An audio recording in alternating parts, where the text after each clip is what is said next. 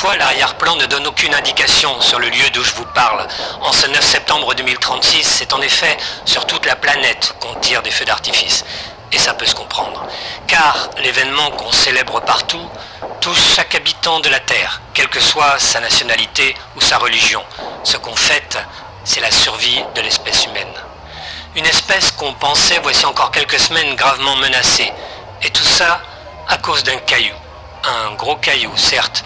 Le genre de caillou qui, voici 65 millions d'années, a détruit ceux qui régnaient alors en maître sur la planète, les dinosaures. Un très gros caillou, une météorite. Celle-ci se nomme Adophis. Entre la violence de l'impact, plusieurs millions d'Hiroshima, et l'hiver nucléaire qui le suit, provoquant immédiatement un refroidissement qui condamne à court ou moyen terme tous les survivants, l'humanité semblait vouée à la disparition.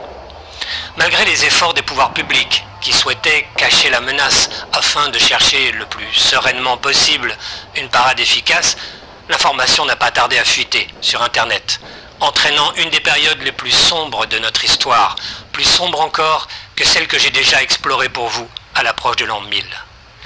Alors qu'en attendant l'arrivée de cette météorite, la population de 2036 parcourait toute la gamme allant de l'angoisse à la panique absolue, avec tous les débordements qu'on peut imaginer, vagues de criminalité, de suicides, chaos boursier mondial. La tension gagnait aussi bien sûr les équipes qui travaillaient à la recherche d'une solution. Et comme à Hollywood, qui avait souvent traité la question en envoyant généralement des héros poser une bombe sur l'astéroïde, toute cette agitation allait se terminer dans un happy end inattendu, puisque c'est en arrosant la météorite de peinture blanche qu'on allait régler le problème. En effet, les rayons lumineux venus du soleil, réfléchis par toute cette blancheur, allaient se montrer capables de modifier suffisamment la trajectoire d'Adophis, qui s'est contenté de frôler notre planète.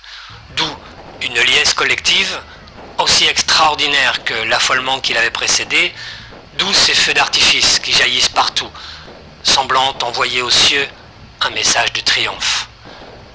Gilles Thomas pour Chronos Télévision. Bon, mais j'espère que le boucan qui m'entoure n'a pas trop pourri la retransmission. Oh Nina, je te vois venir. Je te connais un peu tout de même.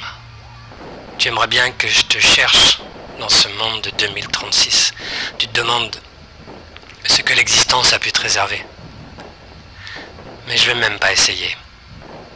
Écoute, tu sais que dans le futur, il m'arrive souvent de quitter la transparence pour exister, comme tout le monde. Dans le futur, il n'y a pas de paradoxe possible, je risque pas de tuer un ancêtre ou de transmettre des informations sensibles. En revanche, imagine, qu'en te cherchant, je tombe sur moi-même. Personne ne sait ce qui pourrait se passer. Et puis, il y a une autre raison.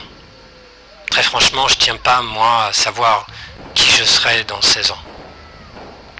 J'y tiens pas. J'y tiens vraiment pas.